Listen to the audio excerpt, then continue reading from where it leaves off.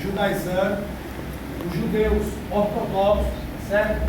Não messiânicos, eles não acreditam na Brit Hadashah, ou seja, o Novo Testamento.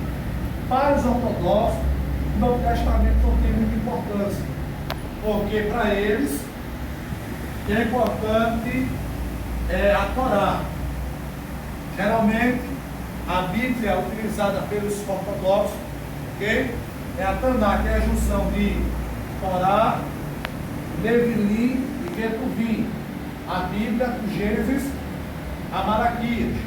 Falamos também na aula passada que, para os ortodoxos não messiânicos, Jesus Cristo não é o Filho de Deus, pois o Messias ainda há de vir. O próprio profeta Miqueias profetiza acerca disto, certo? Outra coisa interessante que a gente observa é que mesmo os judeus sem acreditar no Messias, haverá um dia que a Bíblia diz que ele vai descer no Monte das Oliveiras, o monte vai se rachar ao meio, de um lado para o outro, e ele, o Messias, quando ele for cercado, vai descer para livrá-los. Ok? Então o que acontece? Quando falamos em Pentateuco, estamos falando de uma expressão grega para referir-se aos 5 primeiros livros escritos por Moisés: Gênesis, Êxodo, Levítico, Números e Deuteronômio. Quando falamos de Torá, falamos dos mesmos 5 livros também escritos por Moisés. A diferença é que Torá é uma expressão que vem da raiz hebraica, que se refere também aos 5 livros.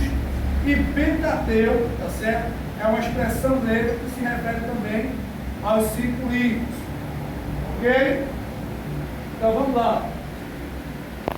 A ordem e os nomes dos livros nas nossas Bíblias segue a ordem da Septuaginta, ou Septuaginta, né? Que é a tradução do 70. Quando houve a tradução da língua hebraica para a língua grega, tá certo? Aí por volta de 330 a.C. a 330 depois de Cristo, tá certo? Houve uma tradução do texto hebraico para a língua grega, certo? Ou o grego koiné. Só enfatizando que o grego ele tem diversos períodos, certo? O período formativo, o período clássico, o período bizantino, o período do grego koiné e o período grego moderno, tá certo? Destes períodos, o que nos interessa é o período de 330 a.C. a 330 depois de Cristo, porque quando houve a tradução do hebraico para o grego, traduziu no grego koiné. A palavra koiné significa comum, era aquela língua que era falada no dia a dia, certo?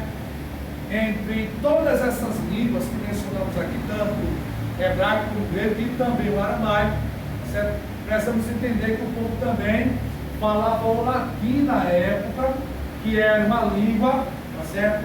Que veio através da parte do Império Romano, certo? O latim era uma das línguas que imperava naquela época.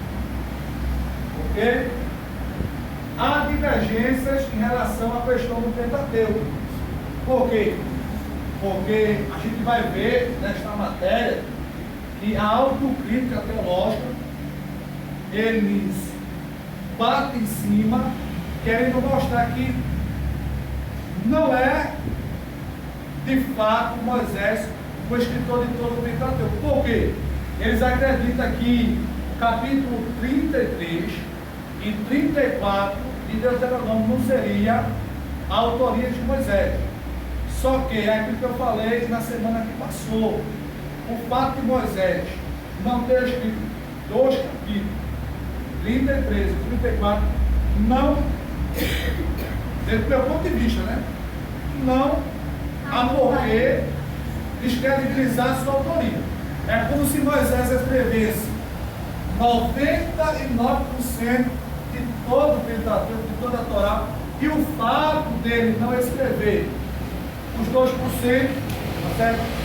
Ele não tenha que receber o merecimento de todo o conjunto de 5 livros. Eu não vejo assim desta forma.